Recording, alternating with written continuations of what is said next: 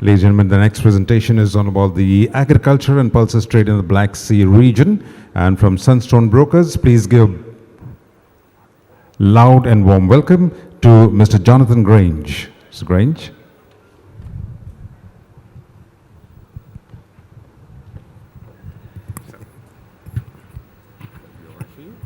Just to change the slides. Yeah, You just there. Okay. Down if you want to go back. Okay. Good afternoon. I am going to speak very briefly on agriculture and pulses trade in the Black Sea region. And sadly, what I have to talk about initially is the conflict. Nobody can avoid it, and it's having a major impact on the agricultural trade and all the business in the Black Sea. As far as the Ukraine is concerned, it is a massive and human and economic toll. The damage done is going to take tens of years to recover, depending on who eventually decides to pay for it or take responsibility for it. So it's a huge issue. It has achieved one thing, which is the unification of the US and Europe from a military standpoint with the NATO. And so we have actually achieved something which is probably good for world peace, but has taken rather a dramatic event to actually work. As far as Russia's concerned, it's actually got very significant structural problems and is at risk of becoming a failed state. As you probably are all aware, it is considered a kleptocratic environment. The structure of the country has never been to actually deliver what the basic government should do, whether it's education, pensions, health, etc. So in fact, it already was in a fairly restricted or limited position as far as the population is concerned, but now it's got a lot more complicated. They have uncontrolled borders. There's a fleeing population, and when I say a fleeing, we don't know, but we assume that's probably up to 1 million of the best and brightest Russians have left the country in the last year. And that doesn't include other people who've just decided that they had enough. So there's been a significant loss of intellectual capital, and so the country is probably going to suffer long term for these people who probably are unlikely to return. And we have the other problem that within the Russian army or the Russian conflict, we have now private militia, specifically the Wagner group. There's also the Chechens, and they are already having arguments internally as to who does what, etc. So it's all a little bit of a messy situation as far as the Russians are concerned. What we can hopefully talk about is the end game, but it will take months and maybe years. The Ukraine wants its territory returned and understands that a frozen conflict, which would be a negotiated settlement, will probably never end for them. Russia has the opposite problem, is that they're unlikely to be able to win, and they are currently ideally playing for a draw or a negotiated settlement with some sort of frozen conflict in the east and the south of Ukraine. The draw for them avoids the admission of defeat for the home crowd and the inevitable payment of reparations, which I mentioned to the start, which could run into billions and billions of dollars. So any negotiated settlement will be complicated and take a lot of time. And frankly, with the chance that there is a resurgence of the Russian army in the coming weeks and months, it is likely that the whole conflict continues for a fairly long time. So we have to be aware that we will be remaining in this conflict for at least 2023 and possibly further forward. So what has that done to our business as in pulses flow? Well, Ukraine itself is not that significant a pulse producer, but there have been sanctions, not on food, but sanctions on Russian companies, sanctions on Russian ship operators, etc. But there's also been a slightly more complicated issue, which I call self-sanctions, where many places, specifically in Europe and America, are refusing to buy Russian goods, even if they're not sanctioned. So, for example, traditional flow of yellow peas for feeding in Spain or Italy or even Northern Europe has basically dried up. Why? Because many of the consumers in Europe are refusing to buy Russian-based goods.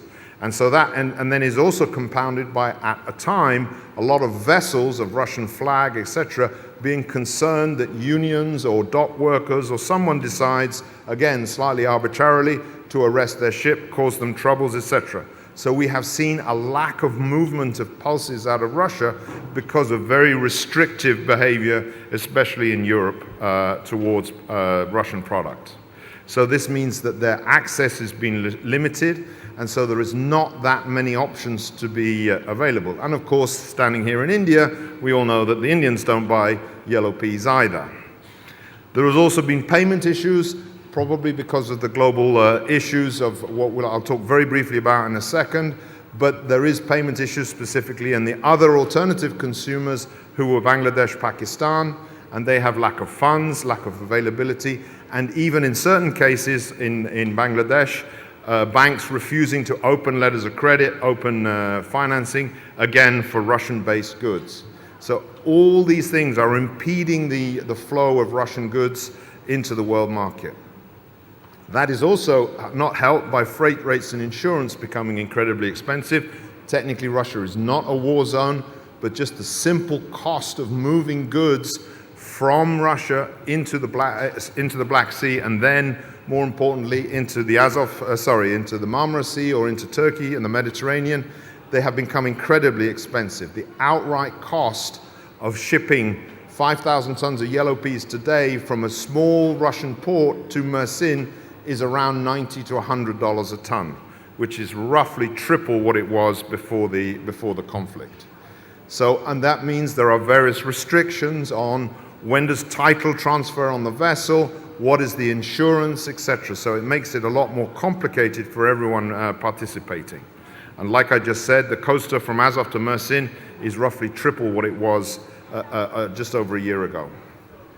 So if we then step back and look at the macros, of which we also have to work with, we're talking about volatility and dislocation. So everybody is getting involved in the politics of food, and that are causing disruptions and shocks. And whether it is, we've had issues in Argentina because of what is called the agricultural dollar. We see all sorts of other problems arriving with what potentially is going to be an interest for yellow peas, which could be China. So there is constant and very significant intervention in the markets by governments trying to manipulate what's happening, movement, price, etc., which makes it, again, very much more complicated for all participants. The other issue is economic. Interest rates are going up. We're seeing the highest interest rates probably in most of the world for the last 20 years. And this is, again, will impact on the business significantly. The cost of financing, the availability of financing, and the ability to carry stocks.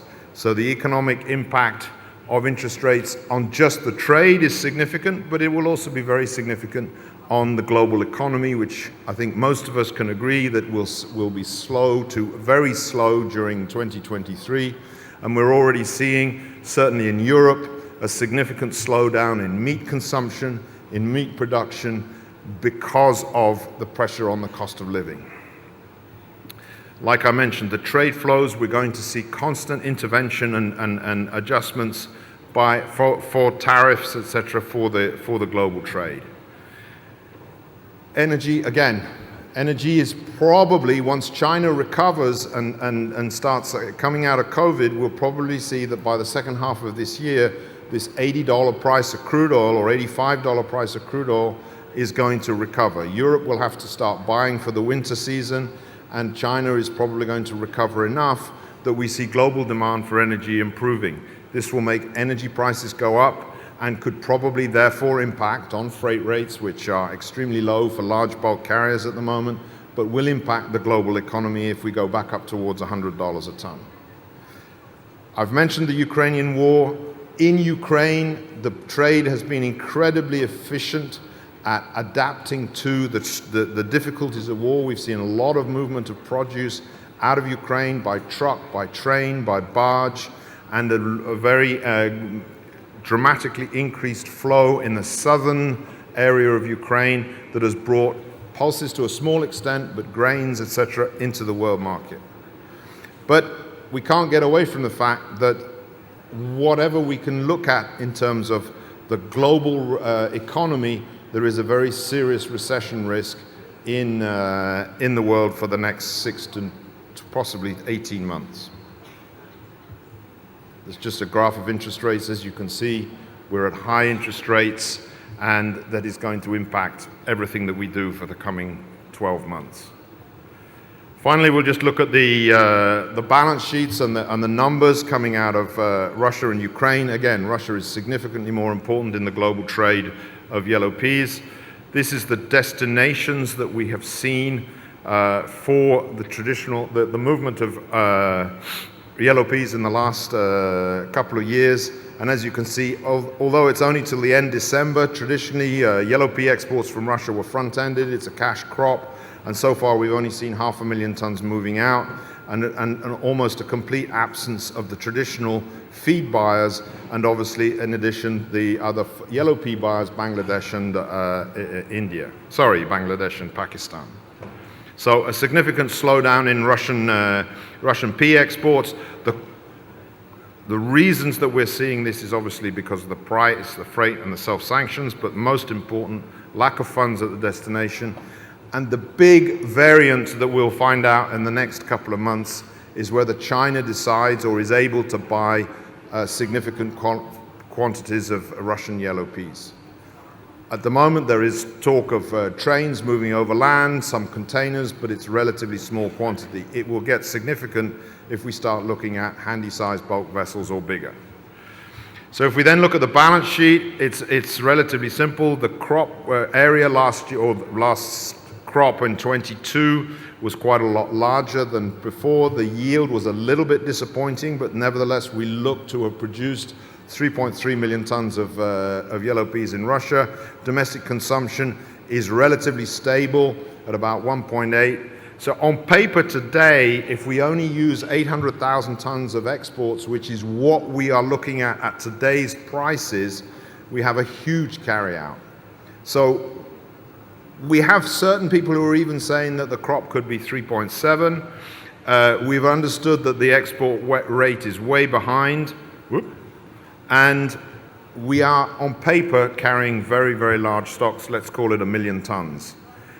The key to whether we solve this problem is twofold. It's whether the Europeans decide eventually that they can come back and buy it, which is probably for small quantities, but it's never going to be significant.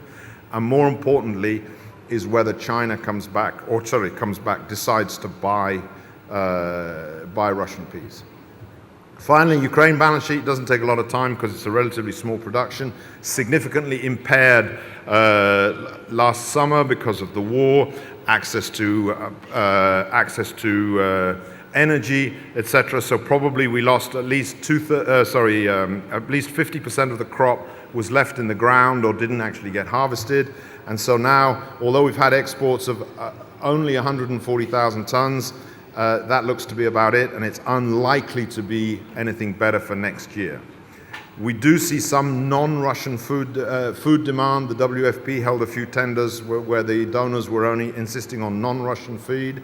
But other than that, it's really very difficult. And unfortunately for pulses, they're low on the list of logistics priorities. There are higher value goods, easier to handle, less complicated. So grains, vegetable oils, etc., are taking the priority over pulses.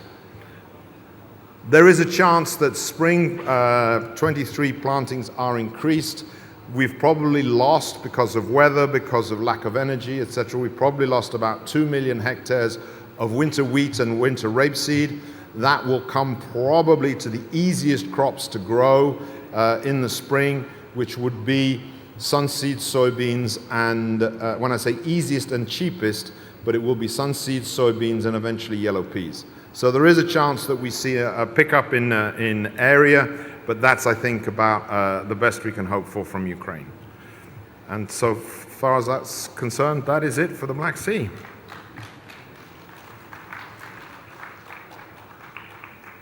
On time. Thank you, Mr. Grange. Sorry about that. May I request you please stay on stage, and I request Mr. Satish Upadhyay of the organizing committee to please step up on stage, present a memento to Mr. Grange.